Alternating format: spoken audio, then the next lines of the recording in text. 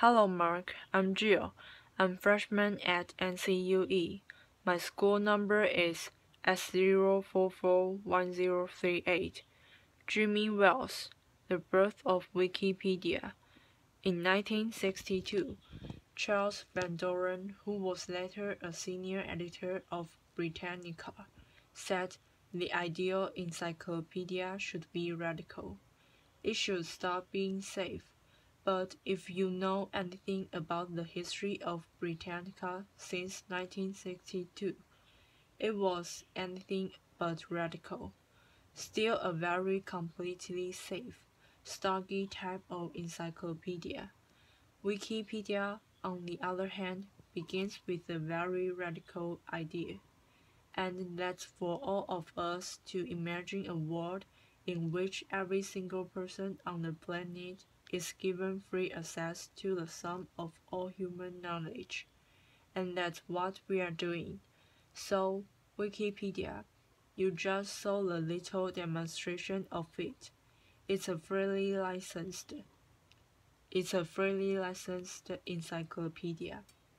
It's written by thousands of volunteers all over the world in many languages. It's written using wiki software, which is the type of software he just demonstrated.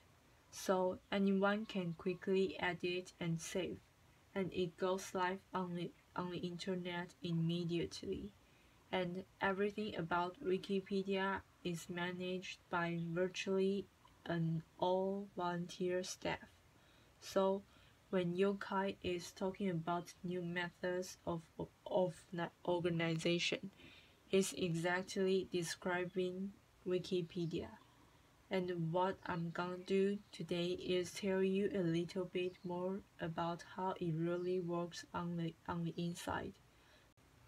So, Wikipedia is owned by the Wikimedia Foundation, which I founded, a non-profit organization, and our goal, the core aim of the Wikimedia Foundation, is to get a free encyclopedia to every single person on the planet. And so, if you think about what that means, it means a lot more than just building a cool website. We are really interested in all the issues of the digital divide, poverty worldwide, empowering people everywhere to have the information that they need to make good decisions. And so we are going to have to do a lot of work that goes beyond just the internet. And so that's a big part of why we've chosen the free licensing model, because that empowers local entrepreneurs or anyone who wants to. They can take our content and do anything they like with it. You can copy it, redistribute it, and you can do it commercially or non-commercially. So there's a lot of opportunities that are going to arise around Wikipedia all over the world. We are funded by donations from the public. And one of the more interesting things about that is how little money it actually takes to run Wikipedia. So Yokai showed you the graph of what the cost of a printing press was, and I'm going to tell you what the cost of Wikipedia is. But first, I'll show you how big it is. So we've got over 600,000 articles in English. We've got 2 million total articles across many different languages. The biggest languages are German, Japanese, French, or the Western European languages are quite big, but only around 1/3 of all of our traffic to our web cluster to the English Wikipedia, which is surprising to a lot of people. A lot of people thinking a very English-centric way on the internet, but for us, we are truly global. We are in many languages. How popular we've gotten to be. We are a top 50 website and we are more popular than the New York Times. So this is where we get to your guys' discussion. This shows the growth of Wikipedia. We are the blue line there, and there is the New York Times over there. And what's interesting about this is the New York Times website is a huge, enormous corporate operation with I have no idea how many hundreds of employees. We have exactly one employee, and that employee is our lead software developer. And he's only been our employee since January 2005. All the other growth before that. So the servers are managed by a ragtag band of volunteers. All the editing is done by volunteers. And the way that we are organized is not likely any traditional organization you can imagine. People are always asking, well, who's in charge of this? Or who does that? And the answer is anybody who wants to pitch in. It's a very unusual and chaotic thing. We've got over 90 servers now in 3 locations. These are managed by volunteer system administrators who are online. I can go online any time of the day or night and see 8 to 10 people waiting for me to ask a question or something. Anything about the servers. You could never afford to do this in a company. You could never afford to have a standby crew of people 24 hours a day and do what we are doing at Wikipedia. So we are doing around 1.4 billion page views monthly. So it's really gotten to be a huge thing. And everything is managed by the volunteers. And the total monthly cost for our bandwidth is about $5,000.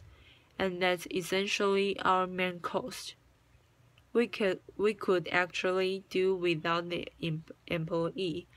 We hired Brian because he was working part-time for 2 years and full-time at Wikipedia. So we actually hired him, so he could get a life and go to the movies sometimes. So the big question when you've got this really chaotic organization is, why isn't it all rubbish? Why is the website as good as it is? First of all, how good is it? Well, it's pretty good. It isn't perfect, but it's much better than you would expect, given our completely chaotic model. So, when you saw him make a ridiculous edit to the page about me, you think, oh, this is obviously just going to degenerate into rubbish. But when we've seen quality tests, and there haven't been enough of this yet, and I'm really encouraging people to do more. Comparing Wikipedia to traditional things, we win hands down.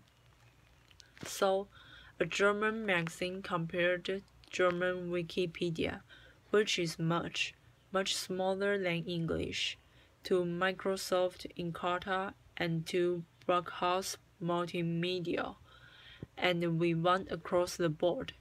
They hired experts to come and look at articles and compare the quality, and we were very pleased with that result. So, a lot of people we have heard about the Wikipedia Bush carry controversy, and the media has covered this somewhat extensively. It started out with an article in Red Herring. The reporters called me up and I have to say they spelled my name right, but they really wanted to say the Bush-Kerry election is so contentious. It's tearing apart the Wikipedia community, and so they quote me as saying, they are just the most contentious in the history of Wikipedia. What I actually say is they are not contentious at all, so it's a slight misquote. The articles were edited quite heavily, and it is true that we did have to lock the articles on a couple of occasions. Time magazine recently reported that extreme action sometimes has to be taken, and Wells locked the entries on Kerry and Bush for most of 2004. This came after I told the reporter that we had to lock it for, occasionally a little bit here and there. So the truth in general is that the kinds of controversies that you would probably think we have within the Wikipedia community are not really controversy at all. Articles on controversial topics are edited a lot, but they don't cause much controversy within the community. And the reason for this is that most people understand the need for neutrality. The real struggle is not between the right and the left. That's where most people assume, but it's between the party of the thoughtful and the party of the jerks. And no side of the political spectrum has a monopoly on either of those qualities. The actual truth about the specific Bush-Kerry incident is that the Bush-Kerry articles were locked less than 1% of the time in 2004. And it wasn't because they were contentious. It was just because there was routine vandalism, which happens sometimes even on stage. Sometimes even reporters have reported to me that they vandalized Wikipedia and were amazed that it was fixed so quickly. And I said, you know, I always say, please don't do that. That's not a good thing. So how do we do this? How do we manage the quality control? How does it work? So there's a few elements, mostly social policies and some elements of the software. So the biggest and the most important thing is our neutral point of view policy. This is something that I set down from the very beginning as a core principle of the community that's completely not debatable. It's a social concept of cooperation, so we don't talk a lot about truth and objectivity. The reason for this is if we say we're only going to write the truth about some topic, that doesn't do us a damn bit of good of figuring out what to write, because I don't agree with you about what's the truth. But we have this jargon term of neutrality, which has its own long history within the community, which basically says anytime there's a controversial issue, Wikipedia itself shouldn't take a stand on the issue. We should merely report on what reputable parties have said about it. So, this neutrality policy is really important for us because it empowers a community that is very diverse to come together and actually get some work done. So, we have very diverse contributors in terms of political, religious, cultural backgrounds. By having this firm neutrality policy, which is non-negotiable from the beginning, we ensure that people can work together and that the entries don't become simply a war back and forth between the left and the right. If you engage in that type of behavior, you'll be asked to leave the community. So, real-time peer review. Every single change on the site goes the recent changes page. So, as soon as he made his change, it went to the recent changes page. That recent changes page was also fed into an IRC channel, which is an internet chat channel that people are monitoring with various software tools, and people can get RSS feeds.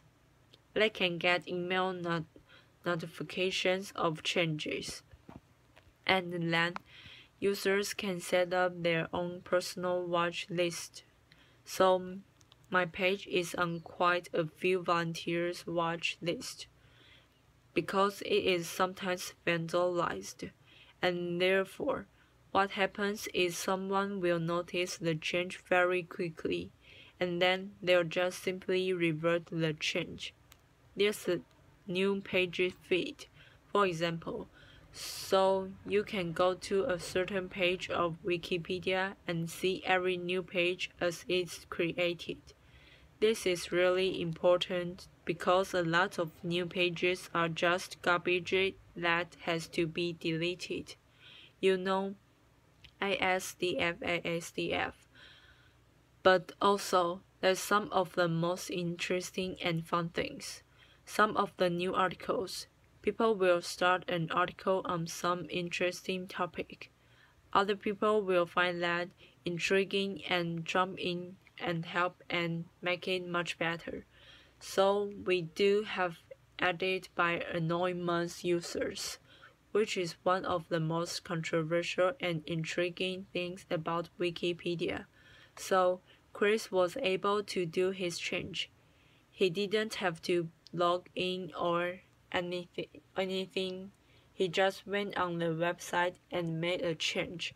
But it turns out that only about 18% of all the edits to the website are done by anonymous users. And that's a really important thing to understand. The vast majority of the edits that go on the website are from a very close-knit community of maybe 600 to 1,000 people who are in constant communication, and we have over 40 IRC channels, 40 mailing lists. All these people know each other. They communicate. We have offline meetings. These are the people who are doing the bulk of the site, and they are, in a sense, semi-professionals at what they are doing. The standards we set for ourselves are equal to or higher than professional standards of quality. We don't always meet those standards, but that's what we are striving for. And so that tight community is who really cares for the site, and these are some of the smartest people I've ever met. It's my job to say that, but it's actually true. The type of people who were drawn to writing an encyclopedia for fun tend to be pretty smart people. The tools and the software. There's lots of tools that allow us meaning the community, to self-monitor and to monitor all the work. This is an example for a page history on flat Earth, and you can see some changes that were made. One nice about this page is you can immediately take a look at this and see, okay, I understand now. When somebody goes and looks at, they see that someone, an anonymous IP number, made an edit to my page. That sounds suspicious. Who is this person? Somebody looks at it. They can immediately see highlighted in red all of the changes that took place. To see, okay, well, these words can change it. Things like this. So that's one tool that we can use to very quickly monitor the history of the page. Another thing that we do within the community is we leave everything very open-ended. Most of the social rules and the methods of work are left completely open-ended in the software. All of that stuff is just on wiki pages, and so there's nothing in the software that enforces the rules. The example I've got up here is the vote for deletion page. So I mentioned earlier, people type ASDF, it needs to be deleted. Cases like that, the administrators just delete it. There's no reason to have a big argument about it, but you can imagine there's a lot of other areas where the question is this not able enough to go in an encyclopedia? Is the information verifiable? Is it a hoax? Is it true? Is it what? So we needed a social method for figuring out the answer to this. And so the method that arose organically with the community is the vote for deletion page. And in the particular example we have here, it's a film, Twisted Issues, and the first person says, now this is supposedly a film. It fails the Google test miserably. The Google test is you look in Google and see if it's there, because if something not even in Google, it probably doesn't exist at all. It's not a perfect rule, but it's a nice starting point for quick research. So somebody says, delete it please, delete it. It's not notable. And then somebody says, wait, I found it in a book, Film Threat Video Guide, the 20 underground films you must see.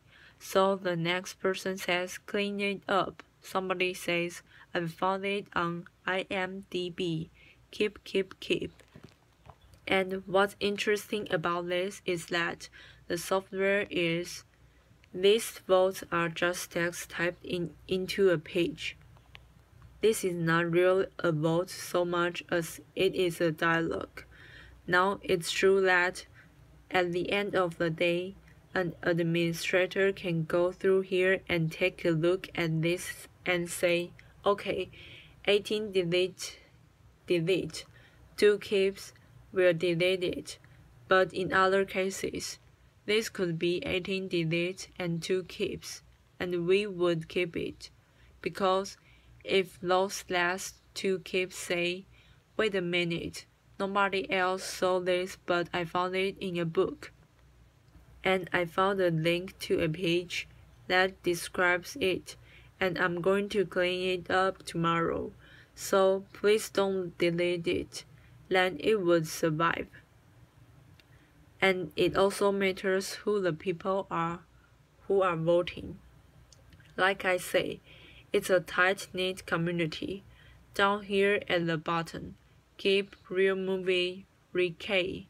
Ricky is a very famous Wikipedian who does an enormous amount of work with vandalism, hoaxes, and votes for deletion. His voice carries a lot of weight within the community because he knows what he's doing. So how is all this governed? People really want to know about administrators, things like that. So the Wikipedia governance model, the governance of the community, is a very confusing but workable mix of consensus. Meaning we try not to vote on the content of articles, because the majority view is not necessarily neutral. Some amount of democracy, All of the administrators, these are the people who have the ability to delete pages. That doesn't mean that they have the right to delete pages. They still have to follow all the rules, but they are elected by the community. Sometimes people, random trolls on the internet, like to accuse me of handpicking the administrators to bias the content of the encyclopedia. I always laugh at this, because I have no idea how they are elected. Actually, there's a certain amount of aristocracy. You got a hint of that when I mentioned, like, Ricky's voice would carry a lot more weight than someone we don't know. I give these talks sometimes with Angela, who was just re-elected to the board from the community, to the board of the foundation, with more than twice the votes of the person who didn't make it. And I always embarrass her because I say, well, Angela, for example, could get away with doing absolutely anything within Wikipedia, because she's so admired and so powerful. But the irony is, of course, that Angela can do this because she's the one person who you know would never ever break any rules of Wikipedia. And I also like to say she's the only person who actually knows all the rules of Wikipedia. So, and then there's monarchy, and that's my role on the community. So, I was describing this in Berlin once, and the next day in the newspaper of the headline say, I am the Queen of England. And that's not exactly what I said, but the point is my role in community. Within the free software world, there's been a long-standing tradition of the benevolent dictator model. So if you look at most of the major free software projects that have one single person in charge who everyone agrees is the benevolent dictator. Well, I don't like the term benevolent dictator, and I don't think that it's my job or my role in the world of ideas to be the dictator of the future of all human knowledge complied by the world. It just isn't appropriate. But there's a need still for a certain amount of monarchy, a certain amount of sometimes we have to make a decision and we don't want to get bogged down too heavily in formal decision-making process. So, as an example of how this can be important, we recently had the situation where a neo-Nazi website discovered Wikipedia, and then they said, oh, well, this is horrible. This Jewish conspiracy of a website, and we are going to get certain articles deleted that we don't like. And we see they have a voting process. So we are going to send. We have 40,000 members, and we are going to send them over, and they are all going to vote and get these pages deleted. Well, they managed to get 18 people to show up. That's neo-Nazi math for you. They always think they've got 40,000 members when they've got 18. But they managed to get 18 people to come and vote in a fairly absurd way to delete a perfectly valid article. Of course, the vote ended up being about 85 to 18. So there was no real danger to our democratic processes. On the other hand, people said, but what are we going to do? I mean, this could happen. What if some group gets really seriously organized and comes in and wants to vote? Then I said, well, fuck it, we'll just change the rules. That's my job in the community. To say we won't allow our openness and freedom to undermine the quality of the content. And so, as long as people trust me in my role, then that's a valid place for me. Of course, because of the free licensing, if I do a bad job, the volunteers are more than happy to take and leave. I can tell anyone what to do. So the final point here is that to understand how Wikipedia works, it's important to understand that our wiki model is the way we work, but we are not fanatical web anarchists. In fact, we are very flexible about the social methodology because ultimately the passion of the community is for the quality of the work, not necessarily for the process that we use to generate it. Thank you. Yeah, hi Ben Saunders. Jimmy, you mentioned impartiality being a key to Wikipedia's success. It strikes me that much of the textbooks that are used to educate our children are inherently biased. Have you found Wikipedia being used by teachers, and how do you see Wikipedia changing education? Yeah, so a lot of teachers are beginning to use Wikipedia. There's a media storyline about Wikipedia, which I think is false.